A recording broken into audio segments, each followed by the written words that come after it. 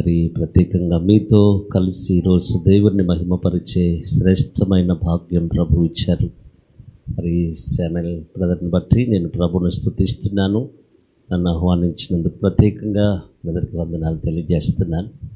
మరి సిస్టర్ కూడా ప్రత్యేకంగా వందనాలు తెలియజేస్తున్నాను. కూడి వచ్చిన మీకందరికీ ప్రభునామములో వందనాలు. ఆమేన్. హల్లెలూయా. ఈరోజు మరి ఉపవాస ప్రార్థనలు 2 రోజులు ఏర్పాటు చేసి మరి దేవుని సన్నిధిలో చేసే ప్రార్థనలు దేవుడు అంగీకరిస్తారు. ఈ 2 రోజుల ప్రార్థనల ద్వారా గొప్ప కార్యాలు ప్రభువు చేస్తారు. ఆమేన్. సమస్త ఘనతలు దేవునికి కలుగునుగాక. హల్లెలూయా. మరి బ్రదర్ ఎంతో యవన కాలము నుండే మరి ప్రభు పరిచర్య కొరకై ప్రత్యేకింపబడి అనేక ప్రాంతాలలో బలమైన సాధనంగా వాడబడుతున్న మరి దేవుడి దాసులను బట్టి నేను ప్రభువును స్తుతిస్తున్నాను. దేవుడు తన మహిమ కొరకు ఇంకను వాడుకొనుగాక. హల్లెలూయా. మరి ఆయా స్థలాలలో దైవ సేవకులే కలిసి ప్రార్థన చేసే సందర్భాలు ఉన్నాయి. ప్రతి నెలలో మరి ఈ కొత్తగూడెం పరిసర ప్రాంతాలలో కొన్ని మండలాలలో నెలకొక్కసారి ప్రార్థనలు సేవకులు కలిసి ప్రార్థనలు చేస్తున్నారు.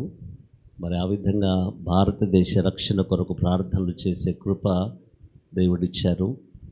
ఆ ప్రార్థనల ద్వారా మన ప్రార్థనల ద్వారా దేవుడు గొప్ప కార్యాలు ప్రభువు చేస్తారు. ఆమేన్. ప్రార్థన దేవుని సన్నిధికి వెళితే దేవుని సన్నిధి నుండి మన దగ్గరికి జవాబు వస్తుంది. మన దగ్గర నుంచి దేవుని దగ్గరికి ఏం వెళ్తుంది? ప్రార్థన వెళుతుంది. దేవునికి స్తోత్రం. హల్లెలూయా. పరలోకములో ఉన్న దేవుని యొద్దకు మన యొద్ద నుండి వెళ్ళేది ప్రార్థన. అవునా? ఇంకేమైనా వెళ్తుందా దేవుని దగ్గరికి? ప్రతిరోజు వెళ్ళేది మనం చేస్తున్న ప్రార్థన. దేవునికి స్తోత్రం. పరిశుద్ధుల ప్రార్థన దేవుని సన్నిధికి వెళ్తే అక్కడి నుండి ప్రార్థనకు జవాబు మన దగ్గరికి వస్తుంది. మన ప్రార్థన 4 గోడల మధ్యలో ఉండవచ్చు, కానీ జవాబు మాత్రం దేశమంతటా కార్యం జరుగుతుంది. దేవునికే మహిమ కలుగునుగాక. మన ప్రార్థనలు ఎవరికి వినబడకపోవచ్చు, కానీ జవాబు మాత్రం అందరికీ కనబడే విధంగా ఉంటుంది. దేవుడు అద్భుతాలు ప్రార్థనల ద్వారా చేస్తారు.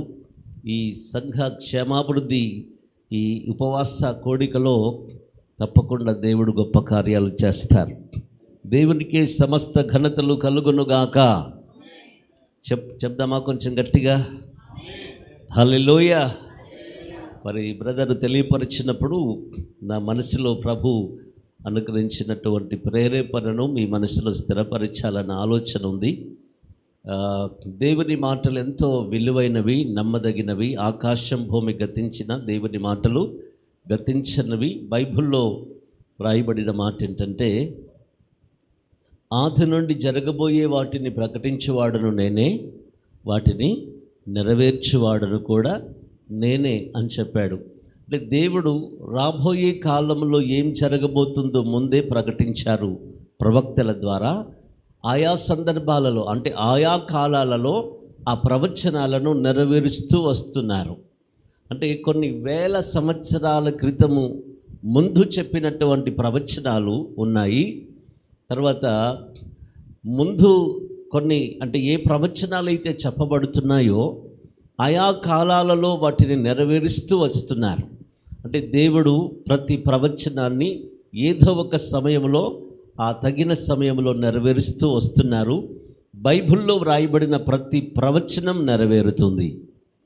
అయితే భూలోకములో జరగవలసిన ప్రవచనాలు కొన్ని ఉన్నాయి, భూలోకం తర్వాత జరగవలసినటువంటి ప్రవచనాలు కొన్ని ఉన్నాయి. అంటే లోకములో నెరవేర్చబడేటివి ఉన్నాయి, లోకం తర్వాత నెరవేర్చబడేటివి కొన్ని ఉన్నాయి. దేవునికి స్తోత్రం.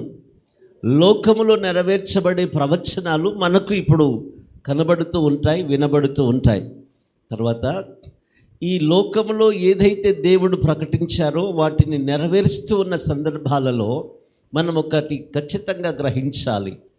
అంటే ప్రవచనాలు ఎప్పుడైతే నెరవేరుతూ ఉన్నాయో లోకం తర్వాత ఏదైతే ప్రవచనం చెప్పాడో దేవుడు వాటిని నెరవేరుస్తారు అనేది సంపూర్ణంగా మనం విశ్వసించాలి. ఒకవేళ లోకం తర్వాత విషయాలు మనము గ్రహించకపోతే ఒక సరి అయినటువంటి భక్తి చేయటం అనేది కష్టతరంగా ఉంటుంది. ఒక నిజమైన ఒక సరి అయిన భక్తి ఎప్పుడు చేయగలుగుతామంటే లోకం తర్వాత దాని కొరకు మనము అంటే లోకం తర్వాతది మనకు అర్థమైతే సరి అయినటువంటి భక్తి మనం చేయగలుగుతాం. దేవునికి స్తోత్రం చెప్తామా? సమస్త ఘనతలు దేవునికే కలుగునుగాక. చెప్పండి హల్లెలూయా. మనందరికీ తెలిసినటువంటి ఒక ప్రవచనాన్ని మీ ముందు ఉంచాలని ఆశ కలిగి ఉన్నాను. మనందరికీ తెలిసినటువంటి మాట మత్తయి సువార్త 3వ అధ్యాయము, మత్తయి సువార్త 3వ అధ్యాయము 7వ వచనాన్ని చదువుతారా? మత్తయి సువార్త 3వ అధ్యాయము 7వ వచన భాగంలో రాయబడిన మాట చదువుదాం. అతడు పరిసయ్యులలోను సద్దూకయ్యులలోను అనేకులు బాప్తిస్మం పొందవచ్చుట చూచి, సర్ప సంతానమా, రాబోవు ఉగ్రతను తప్పించుకొనుటకు మీకు బుద్ధి చెప్పిన వాడెవడు? మారు మనసుకు తగిన ఫలములు ఫలించండి. చిన్న ప్రార్థన చేద్దాం. జీవము గల మా పరమ తండ్రి, మీ పాదాల సన్నిధికి వచ్చిన మా అందరితో వాక్యం ద్వారా మాట్లాడండి. ఈ దాసులు శామ్యూల్ బ్రదర్ని, సిస్టర్ని ప్రత్యేకపరచుకొని నీ పరిచయలో ఇంతవరకు వాడుకుంటున్నందుకు మిమ్మల్ని స్తుతిస్తున్నాం. ఈ ఉపవాస ప్రార్థన కోడికలో నూతన కార్యములు జరిగించండి. మీ దాసులు చేస్తున్న పరిచయను ఫలింపు చేయండి. సంఘానికి క్షేమాభివృద్ధి కలుగునుగాక. దేవావాక్యమైన దేవా, మాతో వాక్యము ద్వారా మాట్లాడి మీరే మహిమ పొందండి. మహిమగల వాగ్దానాలు పొందటానికి మమ్మల్ని సిద్ధపరచండి. యేసు నామములు అడుగుచున్నాము తండ్రి, ఆమేన్. దేవునికి స్తోత్రం. అందరం కూర్చుందాం. యోహాను ప్రవక్త తెలియపరుస్తున్నటువంటి కొన్ని మాటలు ఇక్కడ వ్రాయబడ్డాయి.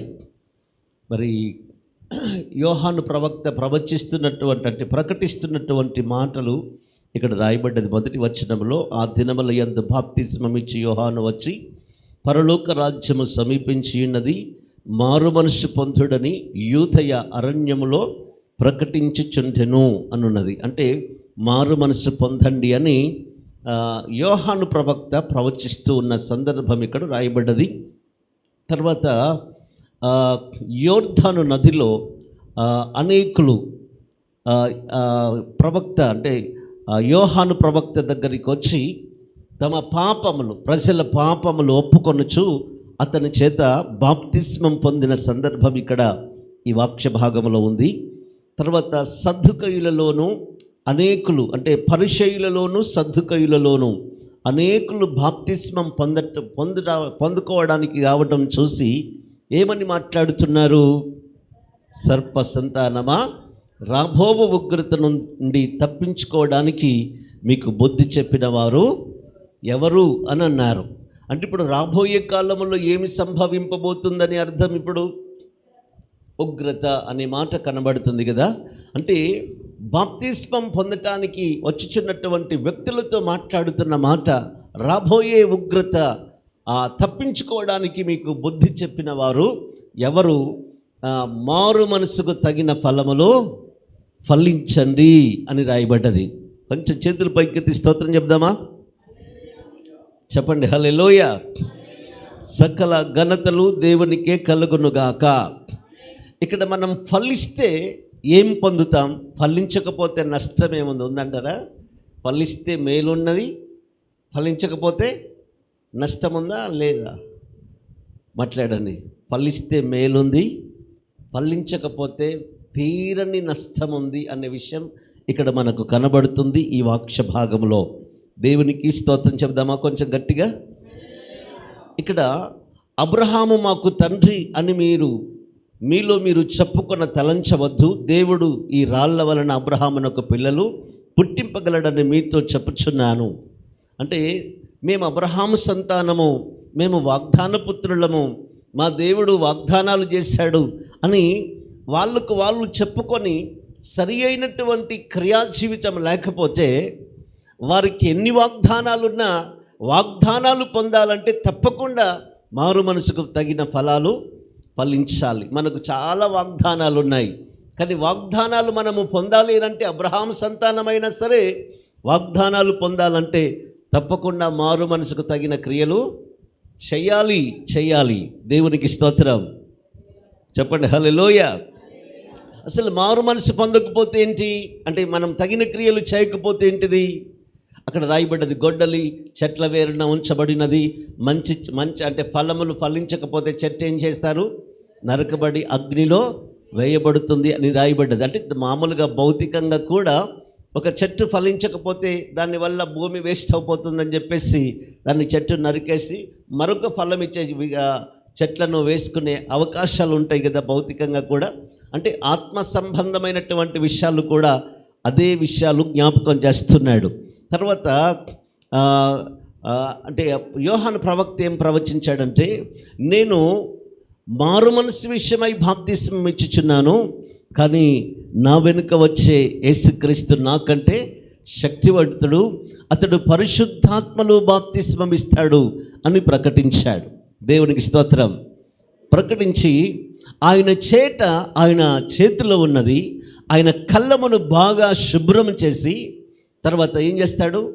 గోధుమలనేమో కొట్టులో పోసి ఆరని అగ్ని చేత పొట్టును కాల్చివేయును అని చెప్పాడు. దేవునికి స్తోత్రం చెప్దామా? ఇది ఒక ప్రవచనం. ఏంటిది చెప్పండి? ప్రవచనం. ఎవరు చెప్తున్నారు ఈ ప్రవచనాన్ని అంటే యోహాను ప్రవక్త ఏమని ప్రవచనం చెప్తున్నారంటే, తీర్పు రోజున ఏం జరగబోతుందో ఆ ప్రవచనాన్ని చెబుతున్నాడు. అంటే తీర్పు రోజు ఎప్పుడు వస్తుంది అంటే లోకం తర్వాత, అది అంటే లోకం తర్వాత సంగతి. అంటే తీర్పు రోజున ఏం జరగబోతుందో కొన్ని వేల సంవత్సరాల క్రితమే దేవుడు ప్రవచించిన ప్రవచనాలు అవి. దేవునికి స్తోత్రం. తప్పకుండా ప్రవచనం తగిన సమయంలో నెరవేరుతుంది. ఇది చాలా చాలా ప్రాముఖ్యమైనటువంటి విషయం. అంటే మనము ఫలించే అనుభవం మనకుంటే మనము దేవుని రాజ్యములో ప్రవేశిస్తాం.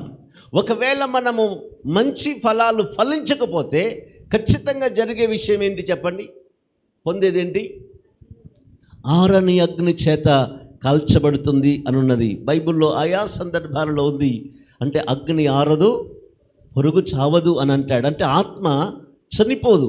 అంటే మనల్ని దేవుడు అంతము లేని వ్యక్తిగా చేశాడు. ఎలా చేశాడు అంటే, దేవునికి అంతము లేదు కదా. అంతముందా? ఆయనకు ఆది లేదు, అంతము లేదు. కానీ మనకు ఆది ఉంది కానీ అంతం అనేది లేదు. అంటే మన ఆత్మ ఎప్పుడు అంతం అనేది కాదు, కానీ తీర్పు ఉన్నది. మనుషుడు ఒక్కసారి మృతి పొందవలను, తర్వాత తీర్పు జరుగుతుంది అని రాయబడ్డది. అంటే తీర్పు ఉన్నది కానీ ఆత్మకి అంతం అనేది లేదు. అంటే దేవుడు తన పోలిక చొప్పున మనల్ని చేశాడనే మాట ఏంటంటే, దేవుడు అంతము లేని దేవుడు, వ్యక్తిని కూడా అంతము లేని ఆత్మగా దేవుడు చేశాడు. హల్లెలూయా. కేవలం తీర్పు మాత్రమే ఉంటుంది. అంటే ఆత్మనే జీవింపచేయును, శరీరం కేవలం నిష్ప్రయోజనం అన్నాడు. అంటే ఆత్మనే ఒక వ్యక్తి అని దేవుని వాక్యంలో చాలా స్పష్టంగా మనము గ్రహించాలి. దేవునికి స్తోత్రం చెప్దాం. చెప్పండి హల్లెలూయా. సమస్త ఘనతలు దేవునికే కలుగునుగాక. చాలామంది చనిపోతే అయిపోయింది, ఇక వాళ్ళ యొక్క జీవితం ముగించారు అని అనుకుంటున్నారు. కానీ బైబిల్ ప్రకారము అసలు జీవితం అప్పుడే ప్రారంభమవుతుంది. అసలు జీవితం అప్పుడే ప్రారంభమవుతుంది. ఏంటిది? శాశ్వతమైనది ఒకటి ఉన్నది కదా. శాశ్వతమైనది ఒకటి ఉన్నది. అసలైనటువంటి జీవితం అప్పుడే ప్రారంభమవుతుంది. అది అసలు మరణం అనేది అంతం కాదు. స్తోత్రం. మనం చేస్తున్నటువంటి క్రియలకు ఫలితం పొందటమే ప్రారంభమవుతుంది. దేవునికి సమస్త ఘనతలు కలుగునుగాక. కొంచెం గట్టిగా చెప్తారా? హల్లెలూయా. చెప్పండి హల్లెలూయా. ఇంతకు ముందు కూడా చాలాసార్లు నేను చెప్పిన సందర్భాలు ఉన్నాయి. అంటే ఆ ధనవంతుడు లాజరు ఉన్నారు కదా. అంటే వాళ్ళు నిద్రించిన తర్వాత వాళ్ళు చేసిన క్రియలకు ప్రతిఫలం ప్రారంభమైందా కాలేదా? అంటే ఒక వ్యక్తి ఏమో విశ్రాంతిలో ఉన్నాడు లాజరు, తర్వాత ధనవంతుడేమో వేదన అనుభవిస్తున్నాడు అని ఉన్నది. అంటే వాళ్ళ శరీరంలో ఉన్నప్పుడు చేసిన క్రియలకి ఫలితం ప్రారంభమైంది. తీర్పు తర్వాత మళ్ళీ ఇప్పుడు వెళ్ళిన చోట కూడా దాని యొక్క ఫలితం అనుభవించటం జరుగుతుంది. అంటే ఆత్మకు అంతం అనేది లేదు, కానీ తీర్పు మాత్రమే ఉంది. అయితే ఇప్పుడు మనము తీర్పు రోజున మనము దేవుని రాజ్యములో ప్రవేశించాలి అని అంటే తప్పకుండా మనం ఏం చేయాలంటే మారు మనసుకు తగిన ఫలాలు మనము ఫలించాలి. అప్పుడే మనము క్షేమాభివృద్ధి పొందిన వాళ్ళం అవుతాం. ఆమెను చెప్తారా? సంఘ క్షేమాభివృద్ధి కోడికలో మనకేం కావాలి? ఖచ్చితంగా క్షేమం పొందాలా? చెప్పండి హల్లెలూయా. ఘనత దేవునికే కలుగునుగాక. అయితే ఇక్కడ మన ఆత్మకి గొప్ప రక్షణ కావాలంటే మారు మనసుకు తగిన ఫలాలు మనము ఫలించాలి. ఆమెను చెప్తారా కొంచెం గట్టిగా? సమస్త ఘనతలు దేవునికే కలుగునుగాక. ఈ విషయాలు మన మనసులో స్థిరపరచుదాం. ఒక మాట అపోస్తల కార్యములు 26వ అధ్యాయం, అపోస్తల కార్యములు 26వ అధ్యాయము 19వ వచనాన్ని చదువుతారా ఒకసారి? అపోస్తల కార్యములు 26వ అధ్యాయము 19వ వచనములో రాయబడ్డ మాట చదువుదాం. కాబట్టి అగ్రప్పరాజా, ఆకాశము నుండి కలిగిన ఆ దర్శనమునకు నేను అవిధేయుడను కాక మొదట దమస్కలోను వారికిని, యెరూషలేములోను, యూదయ దేశమంతటను, తర్వాత అన్యజనులకును వారు మారు మనసు పొంది దేవుని తట్టు తిరిగి మారు మనసుకు తగిన క్రియలు చేయవలనని ప్రకటించుచుంటిని. స్తోత్రం. మారు మనసు పొంది దేవుని తట్టు తిరిగి తర్వాత ఏం చేయాలి? మారు మనసుకు తగిన క్రియలు చేయాలని నేను ప్రకటించుచుంటిని అన్నాడు. అంటే మారు మనసుకు తగిన ఫలములు ఫలించటం అంటే ఏంటి? మారు మనసు పొందిన మనము తగిన క్రియలు చేయాలి. మారు మనసుకు కొన్ని క్రియలు, తగిన క్రియలు ఉంటాయి. స్తోత్రం. ఆ తగిన క్రియలు మనము చేయకపోతే ఏం పొందలేదు? బాప్తిస్మం తీసుకోవచ్చు మనం, కానీ ఏం లేదు, మార్పు అంటే తగిన క్రియలు చేయకపోతే తగిన ఫలాలు ఫలించట్లేదు. మారు మనసు పొందాం, కానీ మారు మనసుకు తగిన ఫలాలు తప్పకుండా మనము ఫలించాలి. మారు మనసుకు తగిన క్రియలు చేయాలి. అప్పుడే మారు మనసుకు తగిన ఫలాలు ఫలించిన వాళ్ళం అవుతాం. మొదటి విషయం మనము ఫలాలు ఎలా ఫలించిన వాళ్ళం, ఎప్పుడు ఫలిస్తాం అని అంటే, మొదటిది దేవుని వాక్యములో ఏదైతే వ్రాయబడ్డదో దానిని ఖచ్చితంగా అనుసరించినప్పుడు మాత్రమే మనము ఫలించిన అనుభవములో ఉన్న వాళ్ళం అవుతాం. ఒక్కసారి మనందరికీ తెలిసిన మాట, లూకాసు వార్త 8వ అధ్యాయము 11వ వచనాన్ని చదువుదాం ఒకసారి. లూకాసు వార్త 8వ అధ్యాయము 11వ వచన భాగంలో రాయబడ్డది. ఈ ఉపమాన భావమేమనగా, విత్తనము దేవుని వాక్యము. త్రోవ ప్రక్క నుండి వారు వినువారు గాని నమ్మి రక్షణ పొందకుండానట్లు అపవాది వచ్చి వారి హృదయములో నుండి వాక్యం ఎత్తుకొని పోవును. ఏమెత్తుకొని పోవును? స్తోత్రం చెప్తారా? హల్లెలూయా. అంటే ఒక ఉపమానం చెప్పాడు యేసయ్య. అంటే ఒక యజమానుడు విత్తనాలు చల్లుతున్నాడు. కొన్ని ఇక్కడ పడ్డాయి, త్రోవ ప్రక్కన పడ్డాయి, కొన్నేమో తర్వాత మంచి నెలలు పడ్డాయి, కొన్ని రాత్రి నెలలు పడ్డాయి, కొన్ని ముళ్ళ పొదలు పడ్డాయి అని చెప్పారు కదా. దాని భావాన్ని చెబుతున్నటువంటి మాటలు ఇక్కడ ఒక్కసారి చదవండి. త్రోవ ప్రక్కన నుండి వారు వింటారు వాక్యం, కానీ ఏం చేయరు? నమ్మి రక్షణ పొందకుండానట్లు అపవాది వచ్చి ఏం చేస్తారు? వాక్యం నమ్మితే ఏం జరుగుతుంది? రక్షణ కలుగుతుంది. వాక్యం నమ్మితే ఏం జరుగుతుంది? ఇప్పుడు నమ్మకుండా ఉండాలంటే ఏం చేయాలి? సైతాను మనసులో ఉన్న వాక్యం ఎత్తుకుపోవాలి. స్తోత్రం. మనసులో ఉన్న వాక్యం ఏం చేయాలి? ఎత్తుకపోతే మనం మారు మనసు పొందలేం. అంటే సాతానుడు చేస్తున్న పని, మారు మనసు పొంది రక్షణ పొందకుండా ఏ వాక్యం అయితే వింటామో దాన్ని ఎత్తుకపోతాడు సైతాన్. అంటే మనసులో వాక్యము నిలవకుండా ఉండే అనుభవం ఏంటిదంటే, త్రోవ ప్రక్కన పడి ఉన్నటువంటి విత్తనాలను పోలిన కొందరు ఉన్నారు అంటాడు. అంటే వాళ్ళు ఏ అనుభవంలో ఉన్నారు? వాక్యం వింటారు, కానీ ఏం చేయరు? నమ్మి రక్షణ పొందకుండా అనున్నది. అంటే వాక్యం వారి మనసులో ఉండకుండా వెళ్ళిపోతుంది. స్తోత్రం. రెండవది, రాత్రి నేల నుండి వారెవరు? వినినప్పుడు వాక్యం సంతోషముగా అంగీకరించువారు కానీ వారు వేరు లేనందున కొంచెము కాలము నమ్మి శోధన కాలములో తొలగిపోదురు. ఏ కాలంలో తొలగిపోతున్నారు వీళ్ళు? ఎంతకాలం నమ్ముతున్నారు? అద్భుతాలు ఆశ్చర్యకార్యాలు జరిగినంతసేపు నమ్ముతారు. కానీ ఏదైనా శోధన వస్తే తొలగిపోతారు. వీళ్ళెవరు? రాతి నేలలో ఉండేవారు. తర్వాత ముండ్ల పొదలలో పడిన విత్తనమును పోలిన వారెవరనగా విని వాక్యము కాలము గడిచిన కొలది ఈ జీవన సంబంధమైన విచారముల చేతను ధన భోగముల చేతను అణిచివేయబడి పరిపక్వముగా ఫలింపనివారు. స్తోత్రం. 4 గుంపుల వాళ్ళు విన్నారు వాక్యం. విన్నారా? వినలేదా? మొదటి గుంపు వాళ్ళ వాక్యం ఏమైపోయింది? సైతాన్ ఎత్తుకుపోయాడు. 2 గుంపు వాళ్ళ వాక్యం ఏమైంది? శోధన కాలంలో తొలగిపోయారు. 3వ వాళ్ళు వాక్యం విన్నారు. వీళ్ళు వింటారు, నమ్ముతారు. కానీ తర్వాత 3వ వాళ్ళు ఏమైపోయినారు? జీవన సంబంధమైన విచారాలు అని ఉన్నది. అంటే కుటుంబాలలో మనకున్న సమస్యలు చాలా ఉంటాయి. ఎందుకు ప్రార్థనకు రావట్లేదని అంటే చాలా సమస్యలు, ఒక సమస్య మీద ఒక సమస్య వచ్చేస్తుంది, అందుకనే రాలేకపోతున్నా అని చెప్పేటోళ్ళు ఉంటారు కదా. అంటే ఒక సమస్య మీద ఒక సమస్య వస్తున్నప్పుడు రాలేక ఉండడం కాదు, అప్పుడు మరెక్కువ రావాలి.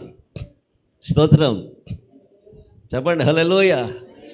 ఒకటి ఖచ్చితంగా నమ్మండి, మనము ఏ కార్యమైతే చేసుకోలేమో, అంటే మనం ఏదైతే మనకు అసాధ్యమో అది దేవుడు మన పక్షంగా చేసే దేవుడై ఉన్నాడు. దేవుడు మన పక్షంగా ఆ కార్యం చేయాలంటే శోధన కాలంలో కానీ మరీ ఇహ సంబంధమైన సమస్యలు మనల్ని కృంగదీస్తాయి. చాలా సమస్యలు మనల్ని కృంగదీస్తాయి.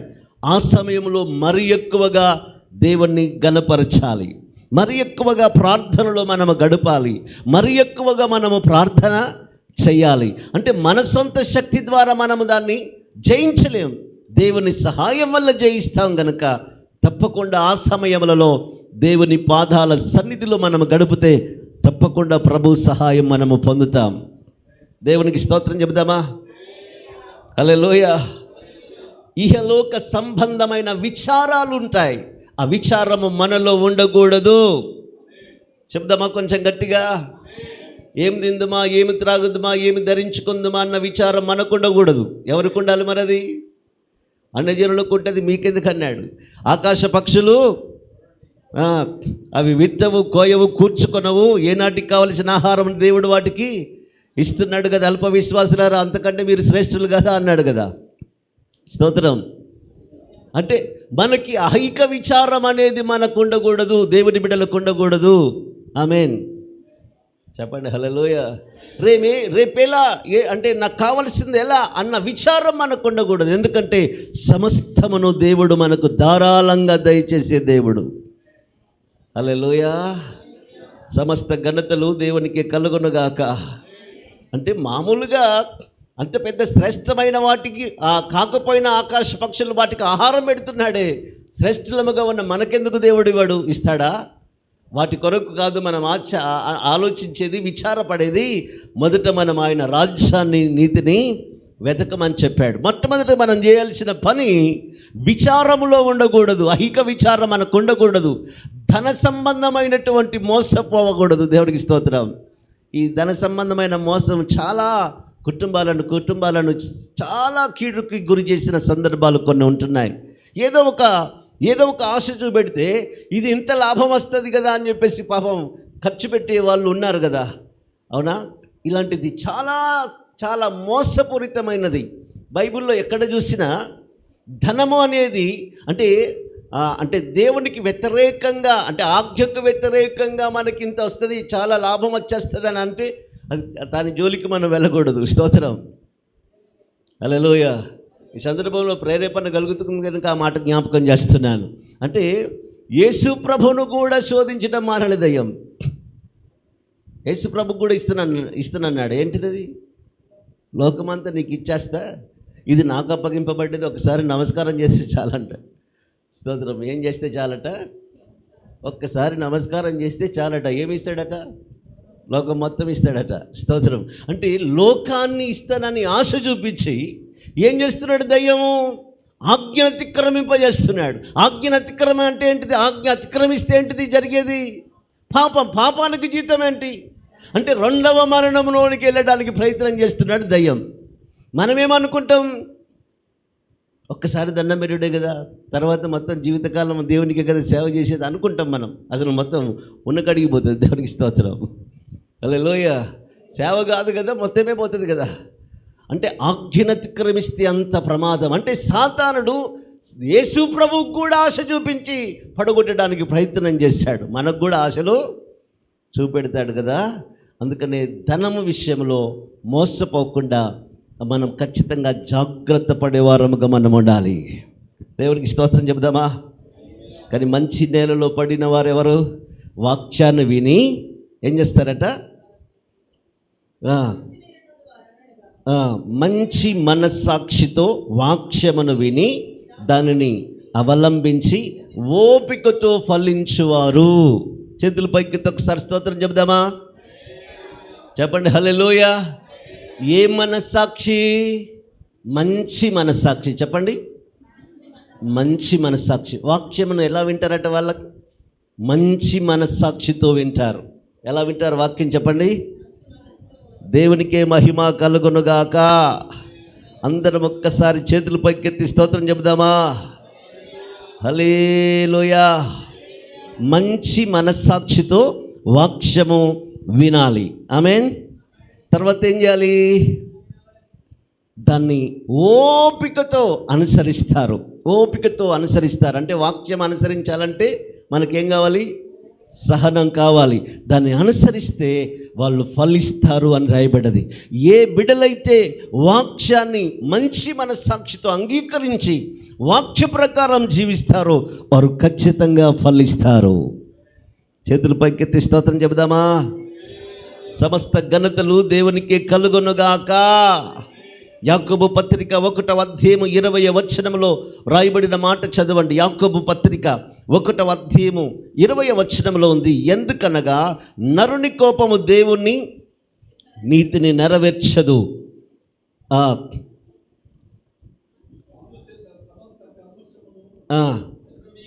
అందుచేత సమస్త కల్మషమును విర్రవీగుచున్న దుస్తత్వమును మాని లోపల నాటబడి మీ ఆత్మలను రక్షించుటకు శక్తిగల వాక్యమును సాత్వికముతో అంగీకరించుడి.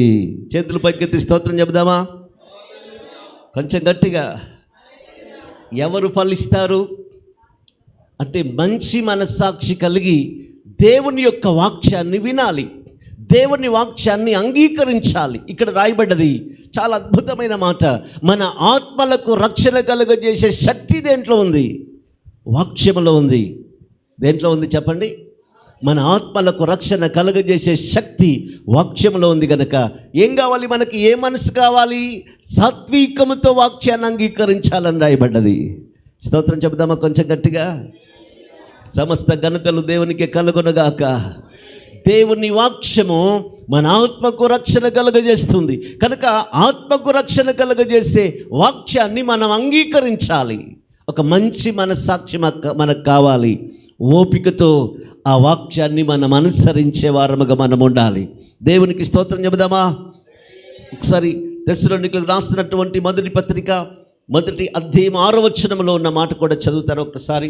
తెస్సలోనికీయులకు రాసినటువంటి మొదటి పత్రిక 1వ అధ్యాయం 6వ వచన భాగంలో రాయబడ్డది.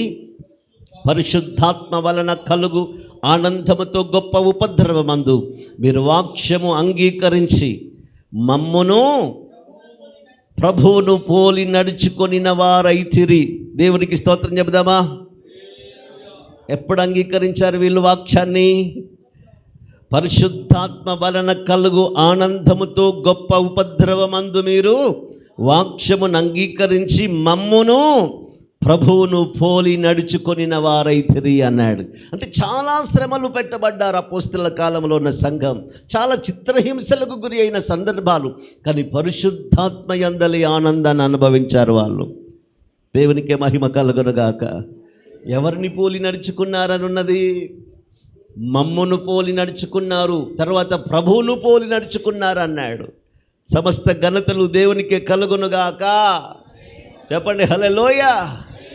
పౌలు గారు ఆ మాట చెప్పగలిగారు, నేను క్రీస్తును పోలి నడుచుకున్నాను, మీరు నన్ను పోలి నడుచుకోండి అని చెప్పారు. సమస్త ఘనతలు దేవునికి కలుగునుగాక. ఈ మాట మీ మనసులో స్థిరపరచండి. పాస్టర్లు మాత్రమే యేసయ్యను పోలి నడుచుకోవాలా? విశ్వాసులందరూ కూడా యేసుప్రభుని పోలి నడుచుకోవాలా? సంఘములో ఉన్న విశ్వాసులందరూ కూడా ఎవరిని పోలి నడుచుకున్నారని చెప్తున్నాడు సాక్ష్యం పౌలు గారు. అంటే పౌలు అపోస్తలులను పోలి నడుచుకున్నారు, తర్వాత యేసు ప్రభువును పోలి సంఘము నడుచుకున్నారని రాయబడ్డది. ఏ సందర్భంలో అది? అన్నీ అనుకూలంగా ఉన్నప్పుడా? ఏ సమస్య లేనప్పుడా? బహు భయంకరమైన శ్రమలు పెట్టబడుతున్న దినాలలో పరిశుద్ధాత్మ యందలి ఆనందాన్ని వాళ్ళు అనుభవించారు. హల్లెలూయా. సమస్త ఘనతలు దేవునికి కలుగునుగాక. సేవకులైనా సరే, విశ్వాసులైనా సరే యేసు ప్రభువును పోలి ఖచ్చితంగా నడుచుకోవాలి. వేరే ఆప్షన్ లేదు. మీరు దేవుని సేవకులు కనుక మీరు చేయాలి, మేము విశ్వాసులం కనుక చేయకూడదు, చేయనక్కర్లేదని ఏం లేదు కదా, అవునా? సేవకులైనా విశ్వాసులైనా అందరికీ ఒకే వాక్యము, ఒకే క్రమము, ఒకే పద్ధతులు కనుక మనం తప్పకుండా ప్రభుని పోలి నడుచుకోవాలి. వాక్యాన్ని మనము అంగీకరించే వారముగా మనం ఉండగలగాలి. దేవునికి స్తోత్రం చెబుదామా? ఎప్పుడు వాళ్ళు అంగీకరించారు? ఉపద్రవమందు మీరు వాక్యమును అంగీకరించారని ఉన్నది. దేవునికి స్తోత్రం చెబుదామా? సత్వికముతో వాక్యాన్ని అంగీకరించాలి. మంచి మనస్సాక్షితో వాక్యాన్ని ఏం చేయాలి? అనుసరించాలి. ఎప్పుడైతే వాక్యాన్ని అనుసరిస్తామో మనము ఫలించే అనుభవంలో మనం ఉండగలుగుతాం. దేవునికే సమస్త ఘనతలు కలుగునుగాక. అందరము చేతులు పైకెత్తి స్తోత్రం చెబుదామా? లూకాసు వార్త 11వ అధ్యాయము 32వ వచనాన్ని చదువుదాం. లూకాసు వార్త 11వ అధ్యాయము 32వ వచన భాగంలో, నినెవే మనుషులు విమర్శ కాలమున ఈ తరము వారితో కూడా నిలువబడి వారి మీద నేరస్థాపన చేయుదురు. వారు యోనా ప్రకటన విని మారు మనసు పొందిరి. ఇదిగో యోనా కంటే గొప్పవాడు ఇక్కడ ఉన్నాడు. దేవునికే సమస్త ఘనతలు కలుగునుగాక. చెప్పండి హల్లెలూయా. ఎవరి ప్రకటన విని మారు మనసు పొందారు? యోనా ప్రకటన విని వారు మారు మనసు పొందిరి అని రాయబడ్డది. అంటే వాక్యాన్ని విన్నప్పుడు ఏం జరిగింది అంటే, ఎప్పుడైతే వాళ్ళ యొక్క క్రియలు, వారి యొక్క ప్రవర్తన మార్చుకున్నారో వారు మారు మనసు పొందారు అని రాయబడ్డది. అంటే ఇప్పుడు మారు మనసుకు తగిన క్రియ ఏంటి అంటే, వాళ్ళ యొక్క అంటే వాళ్ళు చేసినటువంటి పాపములు ఒప్పుకున్నారు. ఒప్పుకోవడమే కాదు, వాళ్ళ పాపాలు మానివేశారని రాయబడ్డది. ఆమేన్. హల్లెలూయా. మారు మనసు పొందిరి అని ఉన్నది కదా. ఎవరు వాళ్ళు మారు మనసు పొందింది? నినెవే పట్టణస్థులు. నినెవే పట్టణంలో ఏమైనా అద్భుతాలు చేశాడా యోనా ప్రవక్త? అద్భుతాలు దేవుడు అద్భుతాలు చేస్తారు తప్పకుండా. ఆశ్చర్యకార్యాలు నమ్మడానికి చేస్తాడా చేయడా? మనం నమ్మాలంటే దేవుడు తన మహిమను కనుపరచాలి. స్తోత్రం. అంటే నమ్మడానికి ఎన్నో అద్భుతాలు, ఆశ్చర్యకార్యాలు చేశారు. కానీ మనము మారడానికి ఎన్ని అద్భుతాలు జరిగినా మనం మారాలంటే ఖచ్చితంగా వాక్యమే మనం అంగీకరించాలి.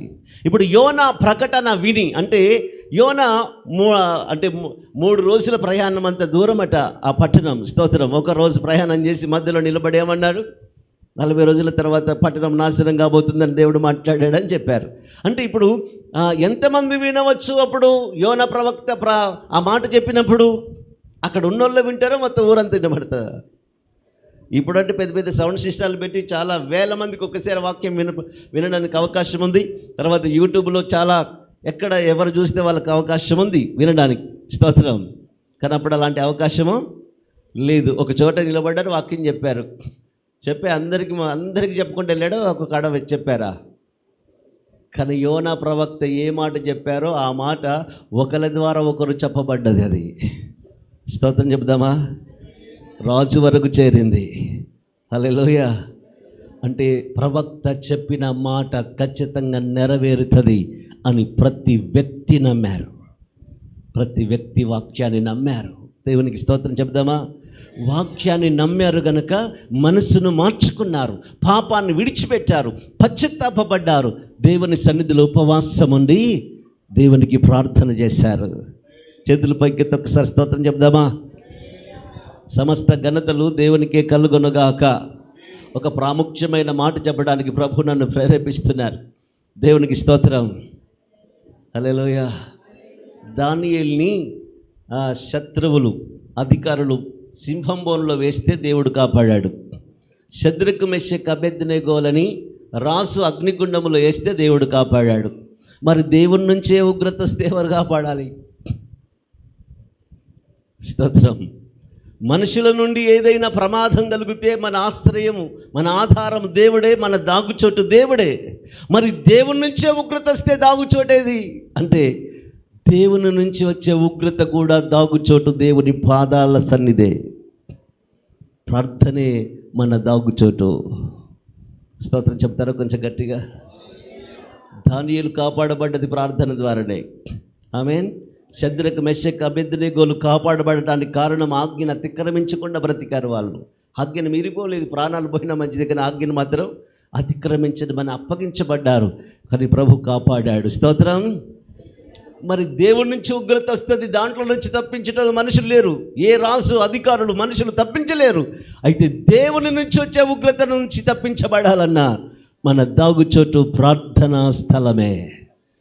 నినెవె పట్టణ ప్రజలందరూ ప్రభు పాదాల దగ్గర ఉపవాసం ఉండి ఏం చేశారు? ప్రార్థన చేశారు. పాపాన్ని ఏం చేశారు? విడిచిపెట్టారు. బలత్కారాలు మానివేశారని రాజు ఆజ్ఞాపించాడు. ఒకవేళ కనికరము దేవుడు చూపిస్తాడేమో, మన మీదకి ఉగ్రత రాకుండా కాపాడుతాడేమో. అందరూ ఉపవాసం ఉండి ప్రార్థన చేయండి అని ప్రకటించారు. దేవునికి స్తోత్రం. బైబిల్లో రాయబడ్డది, వారు చేయుచున్న క్రియలను చూసి దేవుడు వారికి చేస్తానన్న కీడు చేయక మానెను అని రాయబడ్డది. సమస్త ఘనతలు దేవునికి కలుగునుగాక. చెప్పండి హల్లెలూయా. ఉపవాస ప్రార్థన దేవుని యొద్ద నుండి వచ్చే ఉగ్రతలో నుండి తప్పించిందే ఉపవాస ప్రార్థన. ఆమేన్. ఎస్తేరు కాలంలో మరణ శాసనాన్నే మార్చివేసింది ఉపవాస ప్రార్థన. హల్లెలూయా, హల్లెలూయా. మార్పు అనేది వాక్యం విన్నప్పుడు వెంటనే జరగాలి. ఒక ప్రవచనం దైవజనుల ద్వారా ఒక ప్రవచనం చెప్పారు, ఇక కొన్ని రోజుల తర్వాత నాశనం కాబోతుందంటే వెంటనే వాళ్ళు చేసిన పని మార్పు పొందారు. వారి ప్రవర్తనలో మార్పు వచ్చేసింది. దాన్నే మారు మనసుకు తగిన క్రియలు అంటారు. హల్లెలూయా.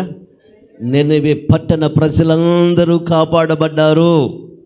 చేతులు పైకెత్తి స్తోత్రం చెబుదామా? సమస్త ఘనతలు దేవునికి కలుగునుగాక. కొరింథీయులకు రాసిన 2వ పత్రిక 7వ అధ్యాయం 9వ వచనంలో వ్రాయబడిన మాట ఒకసారి చదువుతారా? కొరింథీయులకు రాసిన 2వ పత్రిక 7వ అధ్యాయం 9వ వచనంలో, మీరు దుఃఖపడితిరని సంతోషించటం లేదు, కానీ మీరు దుఃఖపడి మారు మనసు పొందితిరని ఇప్పుడు సంతోషించుచున్నాను. దేవునికి స్తోత్రం. ఏలయనగా ఏ విషయములోనైనను మా వలన మీరు నష్టపోకుండునట్లు దైవ చిత్తానుసారముగా దుఃఖపడితిరి. దైవ చిత్తానుసారమైన దుఃఖము రక్షణార్థమైన మారు మనసును కలుగచేయును. ఈ మారు మనసు దుఃఖము పుట్టించదు. దేవునికి స్తోత్రం చెబుదామా కొంచెం గట్టిగా? హల్లెలూయా. పౌలు గారు ఉత్తరం రాస్తే వాళ్ళు దుఃఖపడ్డారని సంతోషించట్లేదు. కానీ మా వలన మీకు ఏ నష్టము జరగకూడదు. స్తోత్రం. సమస్త ఘనతలు దేవునికి కలుగునుగాక. ఏలయనగా ఏ విషయములోనైనను మా వలన మీరు నష్టము పొందకుండుటకై అనున్నది. అంటే సేవకుల ద్వారా నష్టమేముంటుంది? స్తోత్రం. సేవకులు ఉన్నది ఉన్నట్టుగా చెప్పకపోతే నష్టపోరా? వాళ్ళు బాధపడతారేమో, దుఃఖపడతారేమో, ఈ మాట చెబితే వస్తారో రారో, ఇవేమని ఉంటే మీకు నష్టపోయే ప్రమాదం ఉంది. దేవునికి స్తోత్రం. హల్లెలూయా. దుఃఖపడతారేమో అని చెప్పకపోతే నష్టపోయే ప్రమాదం ఉంది. మా వలననే నష్టపోయే ప్రమాదం ఉంది అంటాడు కదా. మా వలన మీరు ఏ నష్టము పోకుండా ఉండాలంటే ఉన్నది ఉన్నట్టుగానే దేవుడు ఏది మాట్లాడాడో అదే చెప్పాలి. దేవుడు ఏది చేయమన్నాడో అదే ప్రకటించాలి. మేము మనుషుల యొక్క దయను సంపాదించుకోవడానికి చూడట్లే. స్తోత్రం.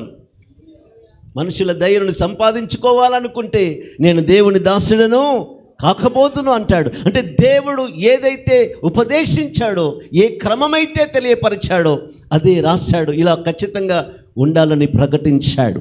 ఒకవేళ అలా లేకపోతే నొప్పించబడతారేమో, దుఃఖపడతారేమో అని ఉన్నట్టుగా చెప్పకపోతే చెప్పండి, నష్టపోయే ప్రమాదం ఉంది. ఇక్కడ అలాంటి నష్టం ఏం కనపడదు. స్తోత్రం. అక్కడికి పోయిన తర్వాత నష్టం తెలుస్తుంది. అక్కడికి పోయిన తర్వాత నష్టం తెలిస్తే ప్రయోజనం ఏముండదు. దేవుడికి స్తోత్రం. హల్లెలూయా. ఇప్పుడు దైవ చిత్తానుసారంగా మీరు దుఃఖపడినందుకు, రక్షణార్థమైన మారు మనస్సు మీకు కలిగినందుకు నేను సంతోషించానని చెప్తాడు. దేవునికే ఘనత కలుగునుగాక. వాక్యము మనకి దుఃఖం అంటే కొన్నిసార్లు బాధ, అంటే మన కఠినంగా మాట్లాడుతున్నప్పుడు బాధ కలుగుతుంది కదా. కానీ ఒక్కటి ఖచ్చితంగా గుర్తుపెట్టుకోండి, మన మన మన కడుపులో ఏదైనా గాయం ఉంటే డాక్టర్ ఏం చేయాలి? ఖచ్చితంగా కోయాలి. కోస్తే అప్పుడు అది బయటికి తీస్తారు, లేకపోతే తీయలేరు కదా. స్తోత్రం. హల్లెలూయా. చెప్పండి హల్లెలూయా. ఉన్నట్టు చెప్పినప్పుడు కూడా కొన్నిసార్లు ఏమైపోతుంది? మనసుకు గాయమవుతుంది కదా. కానీ గాయం కావాలని కాదు, నష్టపోకుండా ఉండాలని చెప్తున్నారు. స్తోత్రం చెప్తారా? ఏదో బాధపడతారని, అంతే, మీది బాధపడాలని చెప్పడం కాదు, నష్టపోకుండా ఉండాలని ఉన్నట్టుగా చెప్పాలి. దేవునికే సమస్త ఘనతలు కలుగునగాక. ఆ వాక్యాన్ని విని అంటే మనం ఖచ్చితంగా గ్రహించాలి, ఇది నా మంచి కొరికే చెబుతున్నారు, ఇది నా మేలు కొరికే చెబుతున్నారు, దేవుడు నాతో మాట్లాడాడని మనం తప్పకుండా అలాంటి సందర్భాలలో గుర్తించే వారముగా మనం ఉంటే నిజముగా రక్షణార్థమైన మారు మనసు మనము పొందగలుగుతాం. దేవునికి స్తోత్రం. ఆ మారు మనసు మనకేం కలుగజేయదిగా? దుఃఖము పుట్టించదు అని రాయబడ్డది. సమస్త ఘనతలు దేవునికే కలుగునుగాక. ఒక్క వ్యక్తి మార్పు పొందితే చెప్పండి, పరలోకములో దేవుడు తన దూతలతో సంతోషిస్తాడని రాయబడ్డది. సమస్త ఘనతలు దేవునికే కలుగునుగాక. అందరం చేతులు పైకెత్తి స్తోత్రం చెబుదామా? హల్లెలూయా. చెప్పండి హల్లెలూయా. మొదటి విషయము, మనం ఎలా ఫలిస్తాం? మారు మనసుకు తగిన ఫలములు ఎలా ఫలించాలి? వాక్యమును మనము సాత్వికముతో అంగీకరించాలి. అంటే వాక్యాన్ని మంచి మనసాక్షితో వినాలి, దాన్ని అంగీకరించాలి, ఓపికతో దాన్ని మనము అనుసరించాలి. దేవునికి స్తోత్రం చెబుదామా? చెప్పండి హల్లెలూయా. రెండవది, మారు మనసుకు తగిన క్రియలు చేయాలి. ఆమేన్. వాక్యాన్ని అనుసరించాలి. రెండవది, మారు మనసుకు తగిన క్రియలు చేయాలి. అంటే నినెవె పట్టణస్థులు ఎలా చేశారో అలా మనము చేసేవారముగా మనం ఉండాలి. స్తోత్రం. దైవ చిత్తానుసారమైన దుఃఖము మనము కలిగి ఉండాలి. అంటే దేవుడు నాతో మాట్లాడాడు, ఇది నేను చేయకూడదు, ఇది నాకు కీడు కలుగజేసే క్రియ అని మనం ఒప్పుకొని దాన్ని విడిచిపెట్టే వారముగా మనం ఉండగలగాలి. దేవునికే మహిమ కలుగునుగాక. మూడవది, ఒక మాట చదువుదామా? మనందరికీ తెలిసిన మాట, యోహాను సువార్త 15వ అధ్యాయము. యోహాను సువార్త 15వ అధ్యాయములో మనందరికీ తెలిసినటువంటి మాట, మొదటి నుంచి మనందరికీ తెలిసి ఒక మాట చదువుతారా? 15వ అధ్యాయము మొదటి వచనం, నేను నిజమైన ద్రాక్షవల్లిని, నా తండ్రి వ్యవసాయకుడు, నాలో ఫలింపని ప్రతి తీగె ఆయన తీసి పారవేయును. ఫలించు ప్రతి తీగ మరి ఎక్కువగా ఫలించవలనని దానిలోని పనికిరాని తీగలు తీసివేస్తారు. దేవునికి సమస్త ఘనతలు కలుగునుగాక. చెప్పండి హల్లెలూయా. ఇక్కడ తర్వాత 7వ వచనాన్ని చదువుతారా ఒకసారి? నా యందు మీరును మీ యందు నా మాటలు నిలిచి ఉన్నట్లయితే మీకు ఏది ఇష్టమో అది అడగండి, దేవునికే సమస్త ఘనతలు కలుగునుగాక. హల్లెలూయా. తీగె ద్రాక్షవల్లిలో నిలిచి ఉంటేనే కానీ తనంతట తాను ఎలాగో ఫలించదో, అలాగే నా యందు నిలిచి ఉంటేనే కానీ మీరును ఫలించరు అని ఉన్నది కదా. అంటే ద్రాక్షవల్లిలో తీగ ఏం చేయాలి? నిలిచి ఉంటేనే ఫలిస్తుంది. ఒకవేళ నిలిచి లేకపోతే ఫలించదు కదా.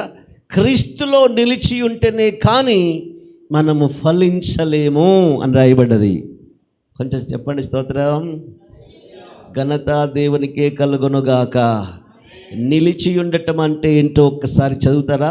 యోహాను రాసిన మొదటి పత్రిక 2వ అధ్యాయము, యోహాను రాసిన మొదటి పత్రిక 2వ అధ్యాయము 3వ వచనం. మరియు మనం ఆయన ఆజ్ఞలను గైకొనిన ఎడల దీని వలన ఆయనను ఎరుగుయున్నామని తెలుసుకొందుము. ఆయనను ఎరుగుయున్నామని చెప్పుకొనుచు ఆయన ఆజ్ఞలను గైకొనని వాడు అబద్ధికుడు, వానిలో సత్యము లేదు.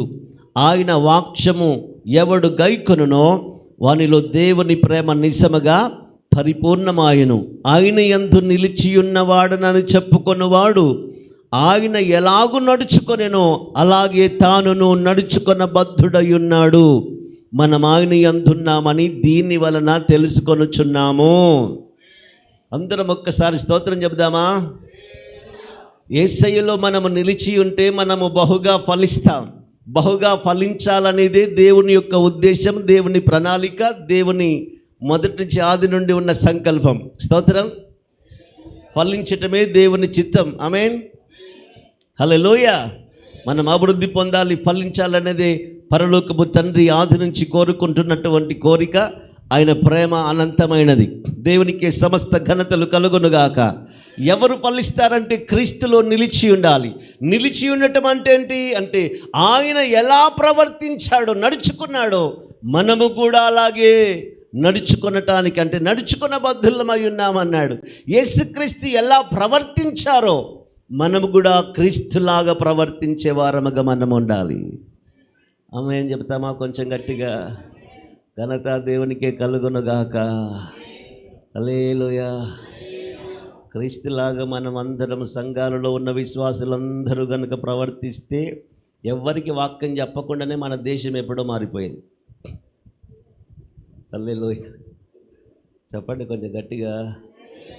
మొన్న ఒక పాస్టర్ గారు చెప్పారు, ఒక విశ్వాసి చర్చికి వెళ్ళేదంటే చాలా ఖచ్చితంగా ప్రతి ఆదివారం క్రమం తప్పకుండా వెళితే వాళ్ళ ఇంట్లో పెంచుకున్న కుక్క ఈమెతో కూడా ప్రార్థనకి వెళ్ళేదట. చర్చికి ప్రార్థన అయ్యేంత వరకు చర్చిలో ఆమె పక్కన కూర్చునేదట.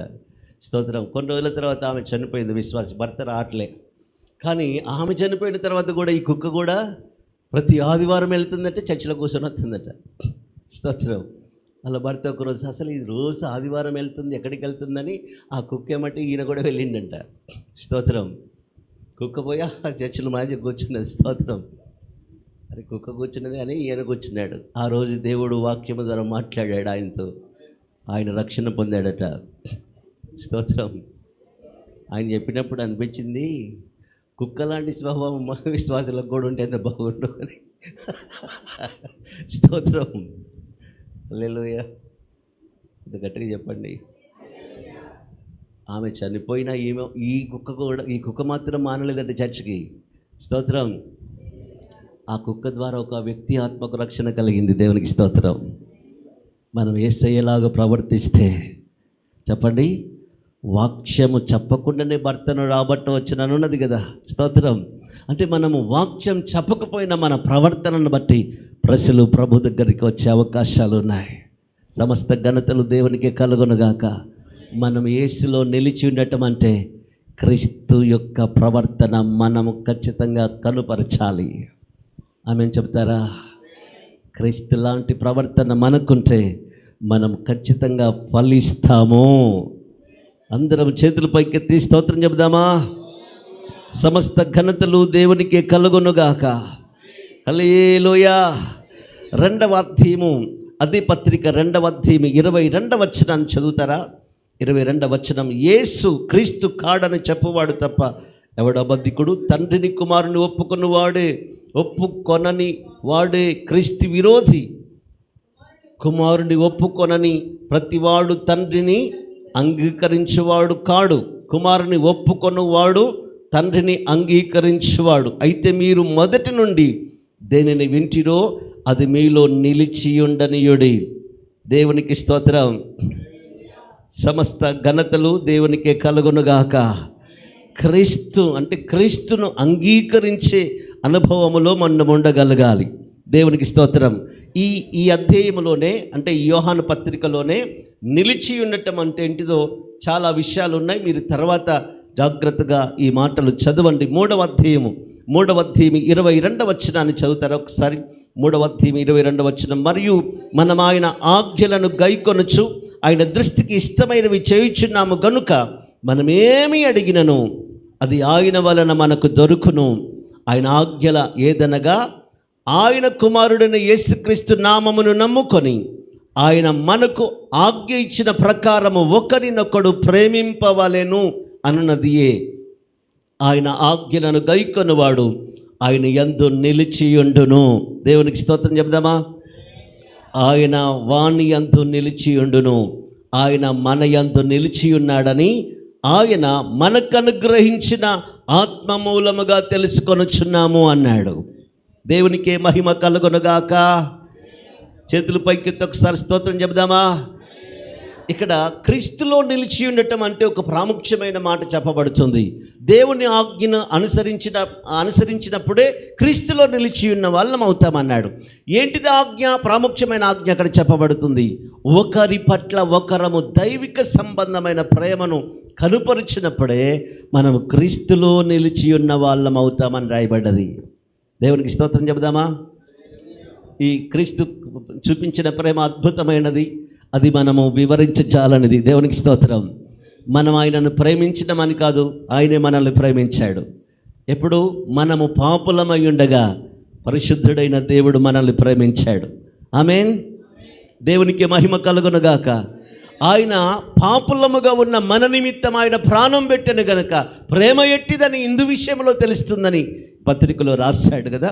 దేవునికి ఘనత కలుగునుగాక. అంటే ఒక పాపులముగా ఉన్న మన కొరకు పరిశుద్ధుడైన దేవుడు ప్రాణం పెట్టాడు గనక అందులో ప్రేమ కనబడుతుంది. ప్రేమ అంటే ప్రాణాన్నే త్యాగం చేసిన ప్రేమ క్రీస్తు ప్రేమ.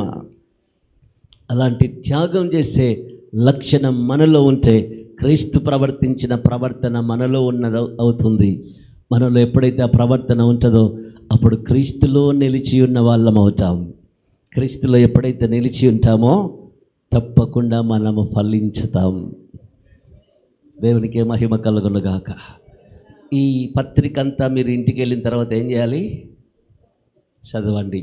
చదివి నిలిచి ఉండటం అంటే ఏంటిదో, ఎన్నిసార్లు రాయబడ్డదో రాసుకోండి. స్తోత్రం.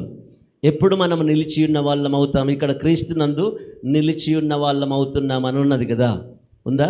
అంటే ఆయన ఎలా ప్రవర్తించాడో మనం అలా ప్రవర్తిస్తే ఆయనలో నిలిచి ఉన్న వాళ్ళం అవుతున్నాం. ఆయన ప్రేమ అంటే ఆజ్ఞను గైకుంటే మనం ఆయనలో నిలిచి ఉన్న వాళ్ళం అవుతామని ఉన్నది. ఆ ఆజ్ఞ కూడా సహోదరుల పైన దైవిక సంబంధమైన ప్రేమను కనుపరిచినప్పుడే, మనం ఆజ్ఞను అనుసరించినప్పుడే మనం క్రీస్తులో నిలిచి ఉన్న వాళ్ళం అవుతామని రాయబడ్డది. ఆమెను చెప్తారా? ఇందులో కొన్ని విషయాలు చాలా వివరంగా ఉన్నాయి. క్రీస్తులో ఎప్పుడు మనం నిలిచిన వాళ్ళం అవుతామో రాయబడ్డ విషయాలు మీరు తర్వాత చదవండి. చదువుతారా? కొంచెం చెప్పండి. స్తోత్రం. సమస్త ఘనతలు దేవునికి కలుగునుగాక. హోంవర్క్ ఇవ్వబడ్డది. దేవునికి స్తోత్రం. చెప్పండి హల్లెలూయా. చదవండి. వాక్యం ఎవరు ఎక్కువ చదువుతారో వారి ఆత్మకు రక్షణను మీరు సంపాదించుకుంటారు. దేవునికి మహిమ కలుగునుగాక. ఎన్నో అద్భుతాలు, ఆశ్చర్యకార్యాలు ప్రభు దైవ సేవకుల ద్వారా చేస్తున్నారు. దేవునికి స్తోత్రం. అద్భుతమైన కార్యం ఏంటంటే మన ఆత్మకు రక్షణను మనం సంపాదించుకోవటమే గొప్ప అద్భుతం. దేవునికి స్తోత్రం. హల్లెలూయా. ఇప్పుడు మనము ఫలిస్తేనే మన ఆత్మకు రక్షణ కలుగుతుంది. ఒకవేళ మనం ఫలించకపోతే ఆత్మకు రక్షణ లేదు. ఎక్కడికి వెళుతుంది ఆత్మ అంటే ఆరని అగ్ని చేత కాల్చబడుతుందని ఉన్నది. కాల్చబడితే చచ్చిపోయేది కాదు ఆత్మ. స్తోత్రం. ఆత్మను భూమి మీద ఏది చంపలేదు. చంపగలుగుతుందా? శరీరం చచ్చిపోతుంది కానీ ఆత్మను చంపడం ఎవరి తరం కాదు. అగ్నిగుండంలో వేసిన ఆత్మ చనిపోదు. స్తోత్రం. బాధ అనుభవించవలసిందే అని ఉన్నది. అందుకనే ఈ చివరి రోజు అంటే అంత్యకాల దినములలో తీర్పు రోజున ఏం జరగబోతుందో దేవుడు మరుగు చేయకుండా ప్రకటించాడు ముందుగానే. తప్పకుండా మనము ఫలించే జీవితం మనకు కలిగి ఉందాం. ఆమెను చెప్తామా? మనం ఫలిస్తే మనల్ని బట్టి ఇతరులు ప్రభు దగ్గరికి వస్తారు. హల్లెలూయా. తప్పకుండా మన ద్వారా అనేకులు ప్రభు దగ్గరికి వచ్చుదురుగాక. మనము ఫలించి ఉన్నతమైన వాగ్దానాలు పొందుదుముగాక. ఇక్కడ ఉన్న ఈ వాగ్దానాలు పరలోకంలో శ్రేష్టమైనవి ఉన్నాయి. మనము ఫలించుట ద్వారా పొందుతాం. అట్టి గొప్ప ఫలభరితమైన జీవితం దేవుడు మనకిచ్చునుగాక.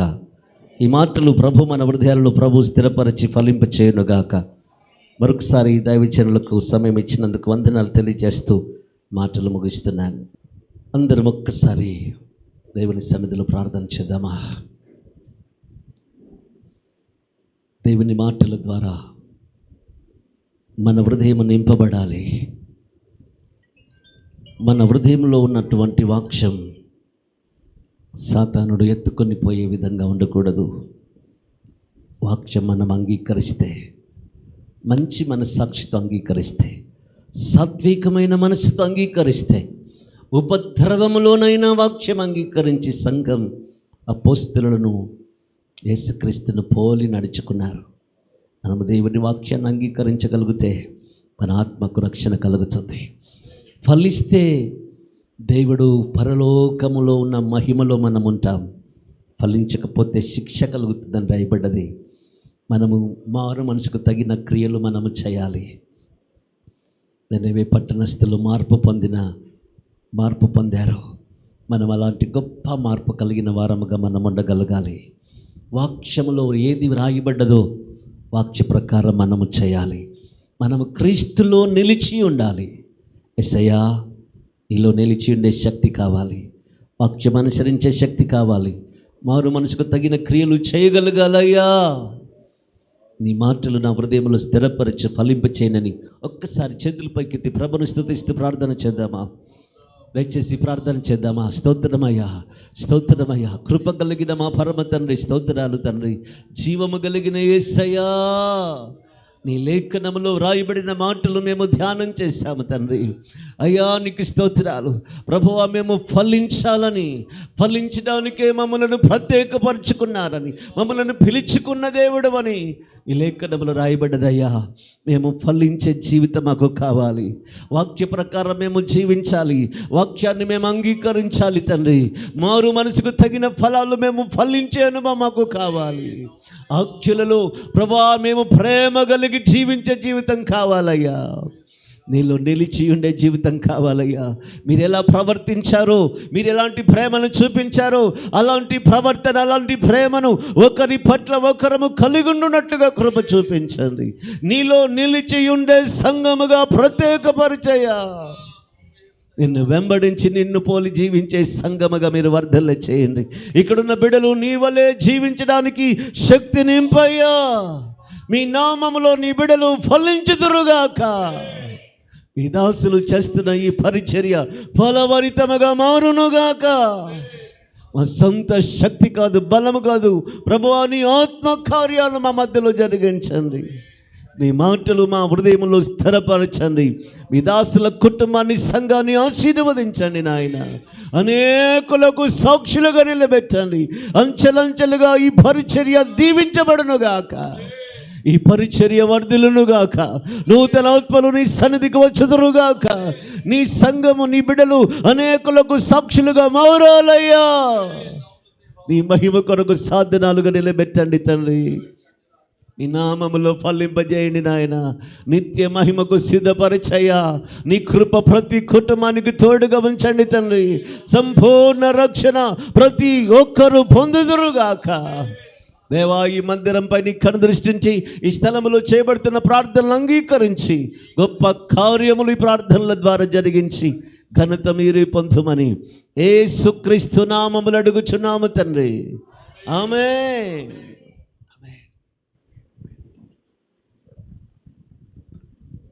దేవునికి మహిమ కలుగునుగాక. హల్లెలూయా. దయచేసి కూర్చుందాం.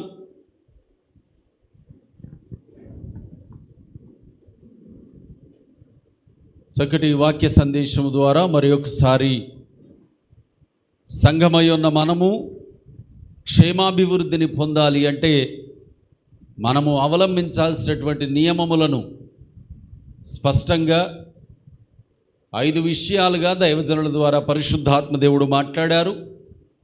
మరి దేవుని ఆజ్ఞకు విధేయులై ఇట్టి రీతిలో చక్కటి వాక్య సందేశాన్ని మనకు అందించినటువంటి దైవజనులు సదానందమయ్య గారికి నా ప్రత్యేకమైన వందనాలు.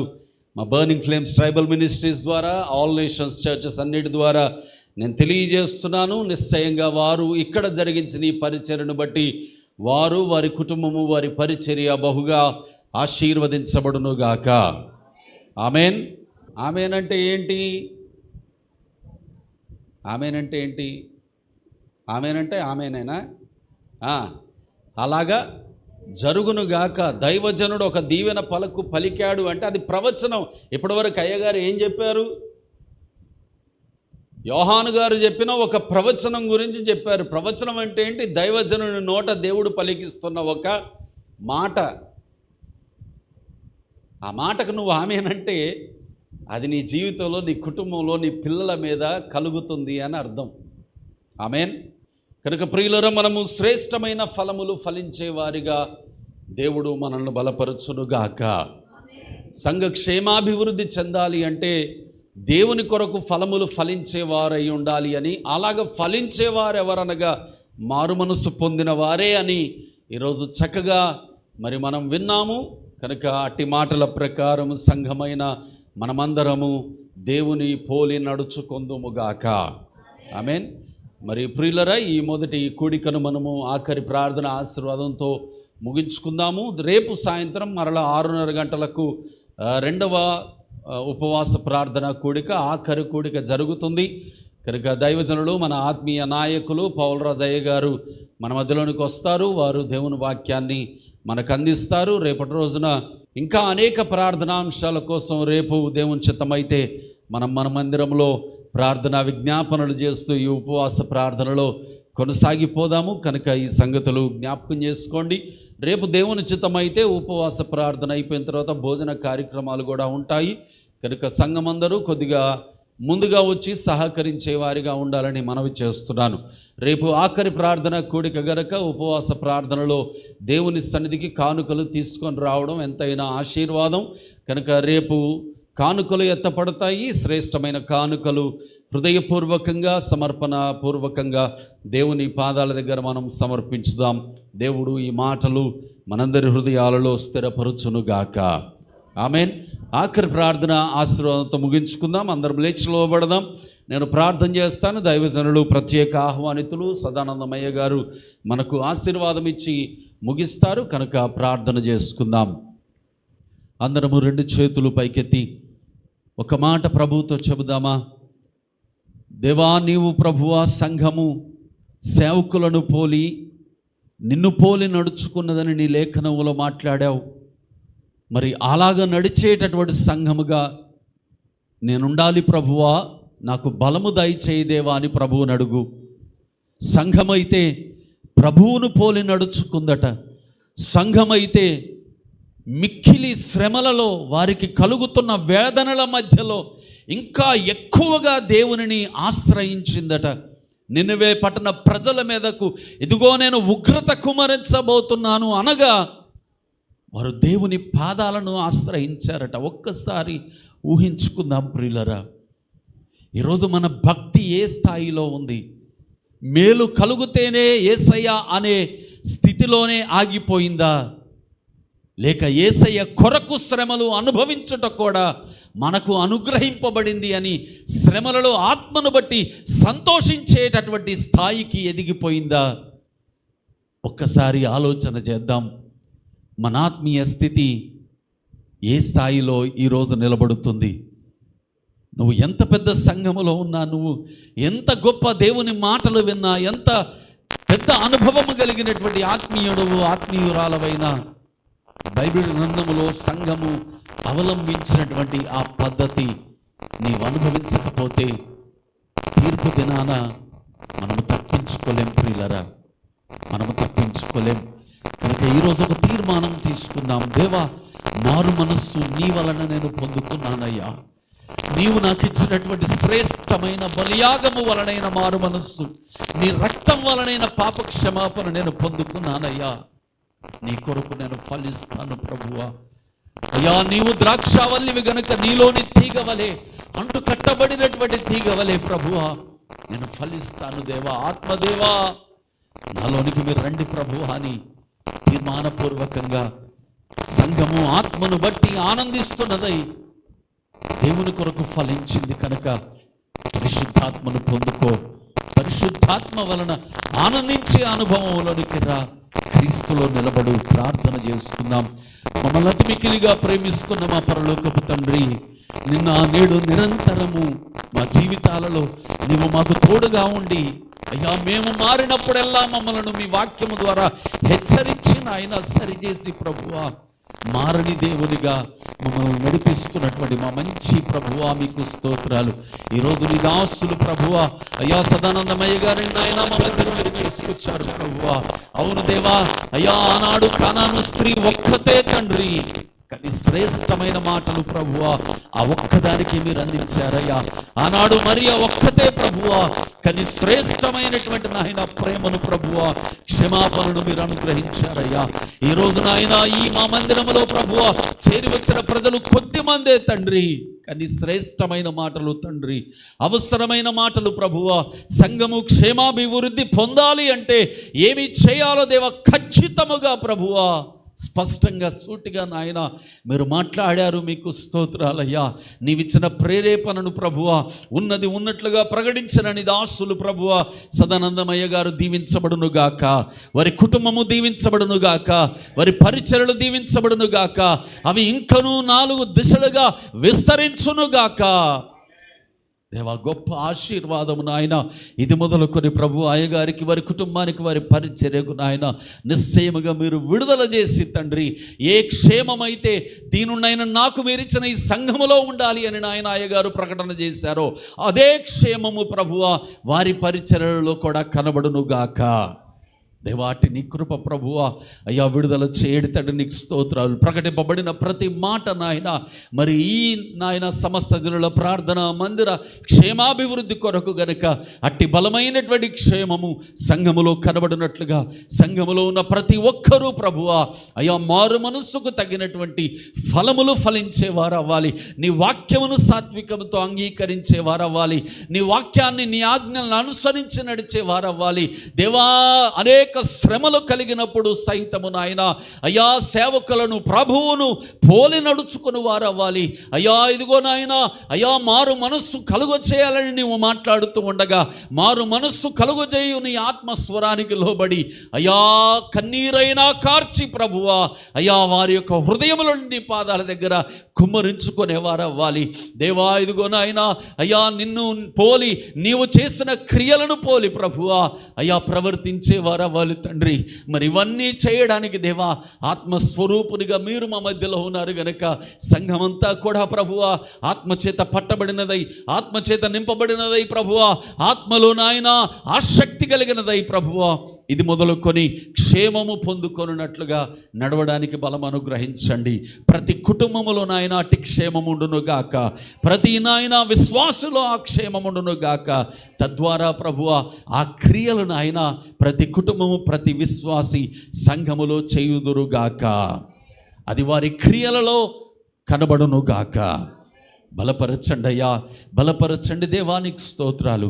పరిచరణిటి రీతులు నాయన మీరు వర్ధల చేసి ఆత్మలో వాక్యములో విశ్వాసములో ప్రార్థనలో నాయన నీ రాకడ వరకు నాయన నీలో అంటు కట్టబడటలో ప్రభువా సంఘాన్ని మీరు వర్ధల చేయమని మహిమ ఘనత ప్రభావములన్నీ నాయన మీకే సమర్పిస్తూ ఈ మొదటి కూడిక అంతటిని బట్టి కృతజ్ఞతలు చెల్లిస్తూ మరి ఒక్కసారి దేవా అయ్యా చేయబడిన ప్రతి ప్రార్థనా విజ్ఞాపన తండ్రి మీ పాదాల దగ్గర మీరు అంగీకరించి గొప్ప జవాబునిస్తున్నారని విశ్వాసముతో నాయన స్వతంత్రించుకుంటూ కృతజ్ఞతలు చెల్లిస్తూ మహిమ ఘనత ప్రభావాలు పొందుకోమని రేపటి జరగబోతున్న ఆఖరి నాయన మరి సంఘ క్షేమాభివృద్ధి ఉపవాస కూడికలో తండ్రి మీరు తోడుగా ఉండమని ఈరోజు రాలేకపోయిన అనేక మంది సంఘ బిడ్డలు ప్రభువా అయ్యా రేపు కూడికలో ఉండి నాయన అధికమైన మేలులు పొందుకొనున్నట్లుగా బలము దయచేయమని ఈరోజు కూడా నాయన పాలు పొందిన ప్రతి ఒక్కరికి 2 మేలు కలుగునుగాక. అట్టి మేలు కలుగజేసి ప్రతి ఒక్కరిని ఇక్కడ తృప్తిపరిచి మహిమ పొందుకోమని తండ్రి స్తుతిస్తూ నిదాసుల అయ్యగారిని ప్రభువా బహుశ్రేష్టమైన నీ మేలుల చేత తృప్తిపరచమని అల్పుడైన నాకు నాయన ఇట్టి అయ్యా వాక్య సందేశం వినే కృపను అనుగ్రహించిన తండ్రి కృతజ్ఞతలు చెల్లిస్తూ యేసు పరిశుద్ధ నామం ద్వారా ప్రార్థిస్తూ ఈ ఉపవాస ప్రార్థన అంతటి ద్వారా సంతోషము, మహిమ, ఘనత, ప్రభావము యేసునామము ద్వారా తండ్రి మీ పాదముల దగ్గర మీకు సమర్పించుకుంటూ ఉన్నాము తండ్రి. ఆమేన్, ఆమేన్, ఆమేన్. అయ్యగారు ఆశీర్వాదం ఇస్తారు.